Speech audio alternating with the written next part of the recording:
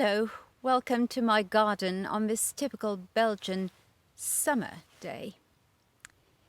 Today I'd like to talk about my life before diagnosis.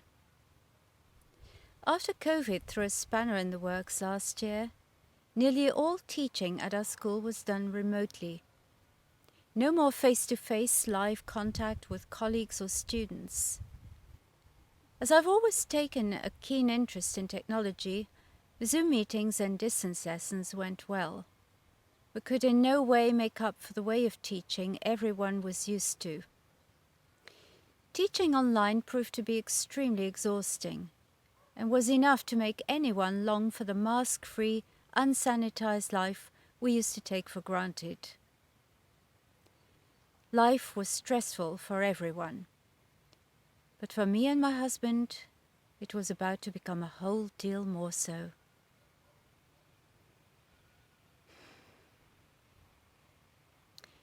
Looking back, my story probably started shortly after I turned 50. Some 10 years ago, I gained a lot of weight and was eventually diagnosed with hypothyroidism, which was treated successfully.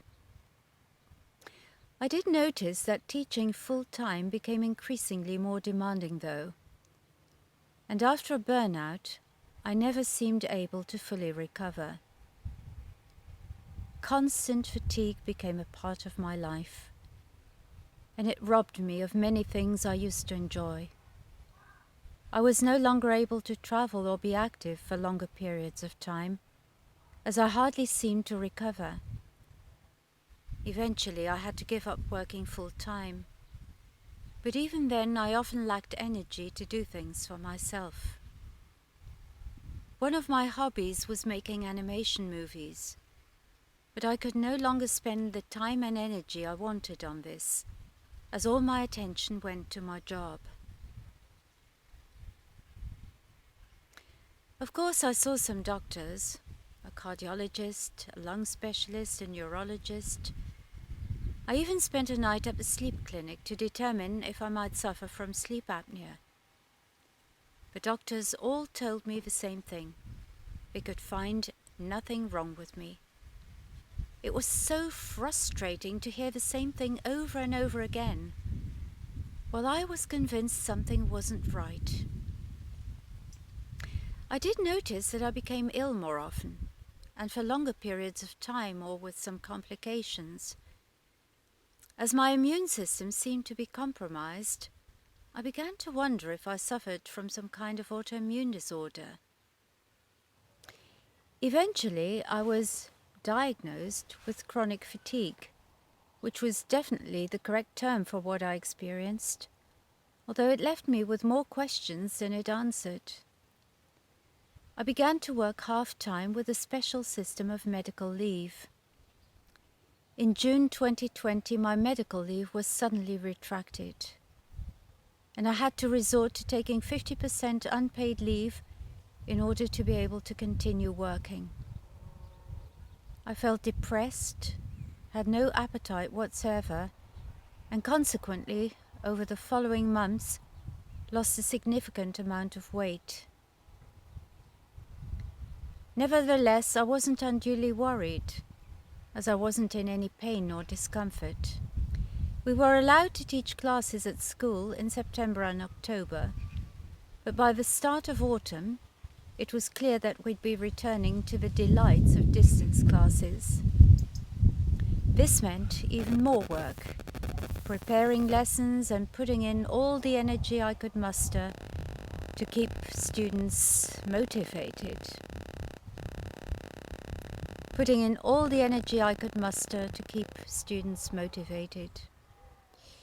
During that one-week November holiday, my husband was suddenly taken ill. He had to be rushed to hospital with what turned out to be serious kidney infection, which was quickly spreading through his system and threatened to kill him. His hospital stay also brought to light that he was suffering from heart failure, the consequence of a heart attack he had some 20 years ago. Fortunately, he has since recovered. We were allowed to teach classes at school in September and October, But by the start of the autumn break, it was clear that we'd be returning to the delights of distance classes. This meant even more work, preparing lessons and putting in all the energy I could muster to keep students motivated.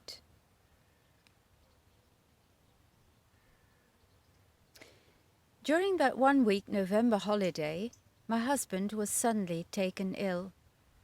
He had to be rushed to hospital with what turned out to be a serious kidney infection, which was quickly spreading through his system and threatened to kill him. His hospital stay also brought to light that he was suffering from heart failure, the consequence of a heart attack he had some 20 years ago. Fortunately, he has since recovered, although he still needs regular treatment. By February, I had dropped a few clothing sizes, and my husband urged me to see our GP. To be honest, I didn't believe anything could come of it, but eventually I agreed to make an appointment. My doctor, who was definitely not worried, sent me for an ultrasound. I resigned myself to yet another fruitless doctor's visit, so I postponed seeing the radiologist until the next week. As I lay on the table and the radiologist slowly moved the transducer down my abdomen, I was convinced nothing would be found, as on so many previous occasions. Then, suddenly, the doctor, in his calm, composed manner, informed me he could see a mass near my uterus. It was about 10 centimeters long and wide. At that point, it wasn't clear where it originated or what it was, but it was obvious that it needed further investigation, urgently.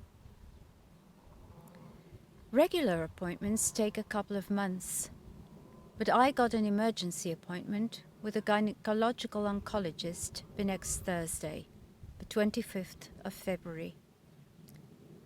Even so, I was on tenterhooks all that week, as I had to wait yet another 7 days to see him. My imagination ran wild, and I pictured all manner of disasters. Needless to say, I hardly slept all week and found it extremely hard to concentrate on teaching. Hello, today's Friday again, and I'm back in hospital for session 4B of my chemo. I just wanted to show you my outfit for the day. Little hat, jeans jacket, hoodie because it's quite cool outside, and comfy sneakers. The nurse has kindly agreed to let me film how she accesses the port.